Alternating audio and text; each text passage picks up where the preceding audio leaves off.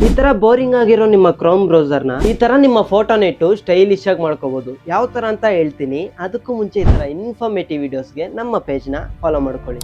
First ಇದನ್ನ ಮಾಡಕ್ಕೆ ನಿಮ್ಮ ಕ್ರೋಮ್ ಬ್ರೌಸರ್ ನ ಓಪನ್ ಮಾಡಿ. ಮೇಲೆ ರೈಟ್ ಸೈಡ್ ಅಲ್ಲಿ 3 ಡಾಟ್ಸ್ ಇರುತ್ತೆ, ಅದನ್ನ ಕ್ಲಿಕ್ ಮಾಡಿ. ಕೆಳಗಡೆ ಸ್ಕ್ರೋಲ್ ಮಾಡಿದ್ರೆ ಕಸ್ಟಮೈಸ್ ನ್ಯೂ ಟ್ಯಾಬ್ ಪೇಜ್ ಅಂತ ಇರುತ್ತೆ, ಅದನ್ನ ಕ್ಲಿಕ್ ಮಾಡಿ. ಅಲ್ಲಿ ಅಪಿಯರೆನ್ಸ್ ಅಂತ ಒಂದು ಆಪ್ಷನ್ ಬರುತ್ತೆ, ಅದನ್ನ ಕ್ಲಿಕ್ ಮಾಡಿ. ಅಪ್ಲೋಡ್ ಅನ್ ಇಮೇಜ್ ಅಂತ ಒಂದು ಆಪ್ಷನ್ ಇರುತ್ತೆ, ಅದನ್ನ ಕ್ಲಿಕ್ ಮಾಡಿ. ನಿಮಗೆ ಯಾವ ಇಮೇಜ್ ಬೇಕೋ ಅದನ್ನ ಸೆಲೆಕ್ಟ್ ಮಾಡ್ಕೊಂಡು ಡನ್ ಕೊಟ್ಟು ನಿಮಗೆ ಯಾವ ತರ ಬೇಕೋ ಅದನ್ನ ಅಡ್ಜಸ್ಟ್ ಮಾಡ್ಕೊಂಡು ಸೇವ್ ಅಂತ ಕೊಟ್ಟರೆ ನಿಮ್ಮ ಕ್ರೋಮ್ ಬ್ರೌಸರ್ ಈ ತರ ಸ್ಟೈಲಿಶ್ ಆಗಿ ರೆಡಿ ಆಗುತ್ತೆ.